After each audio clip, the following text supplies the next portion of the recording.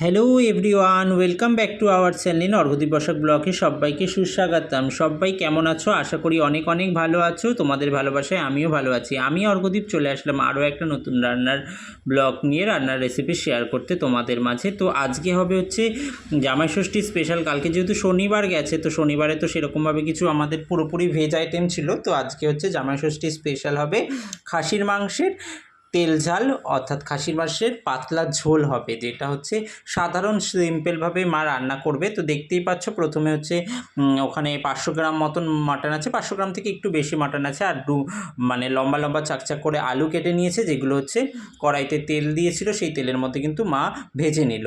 এবারে দেখতেই পাচ্ছ ওই আলু ভাজার তেলটার মধ্যে মা কিন্তু তেজপাতা এবং জিরে সম্বার দিয়ে দিয়েছে, আর তার মধ্যে কুচনো পেঁয়াজ, সেই পেঁয়াজগুলোকে দিয়ে দিল। এবার পেঁয়াজগুলো হালকা করে একটু ব্রাউন করে ফ্রাই হয়ে গেলে এই যে পেঁয়াজগুলো, সম্পূর্ণ পেঁয়াজটা দিয়ে দিল। এবার পেঁয়াজটা একটু বাদামি বাদামি হয়ে গেলে এর মধ্যে দিয়ে দেবে রসুন এবং আদা বাটা, যেটা মা আদা এবং রসুন বেটে রেখেছিল আলাদা করে, সেই মশলাটাই দিয়ে দিল।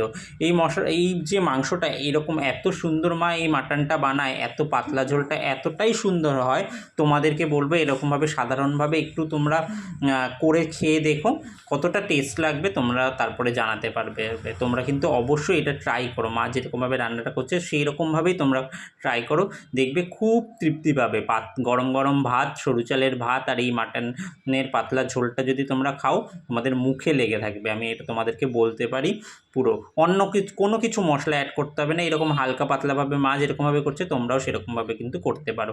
এবার ওই মাটনগুলোকে দিয়ে দিয়েছে ওই মশলার মধ্যে, মাটনগুলো দিয়ে একে একে এবারে টমেটো কুচো করে কেটে রেখেছিল সেই টমেটোটা দিয়ে দিল, হলুদ দিল, লঙ্কার গুঁড়ো দিয়েছে, আর কাশ্মীরি লঙ্কার গুঁড়ো দিয়েছে যাতে কালারটা একটু সুন্দর আসে। এবার সবার শেষে কিন্তু মা নুনটা সবার শেষে দিল।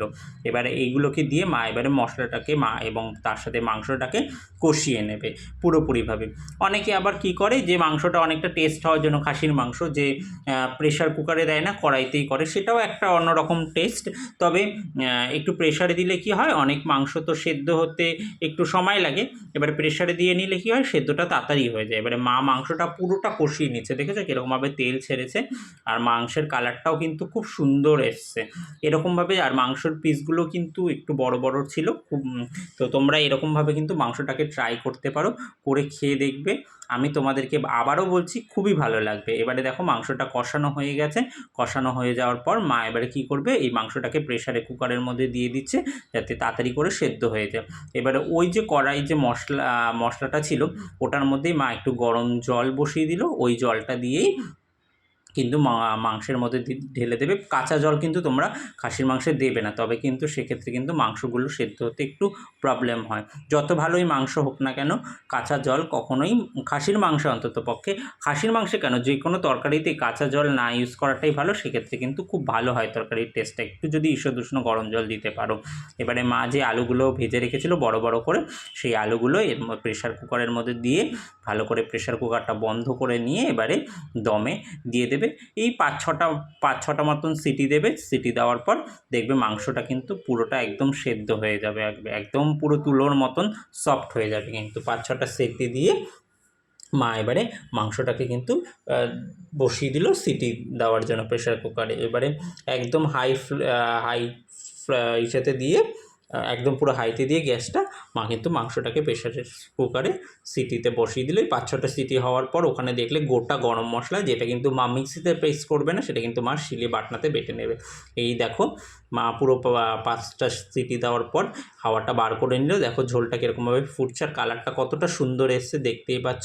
এবারে কিন্তু মা এবারে যে বাটা মশলাটা, গোটা গরম মশলা যেটা বেটে রেখেছিলো সেটা দিয়ে দিল, দিয়ে এবারে হালকা আর একটা সিটি মানে দেবে, দিয়ে মাংসটা কিন্তু রেডি করে নেবে। এবারে দেখতেই পাচ্ছ কত সুন্দর মাংসটা নরম সফট হয়েছে পুরোপুরি। এই দেখো মাংসের কালারটা কেমন হয়েছে অবশ্যই কিন্তু কমেন্ট করে জানাবে।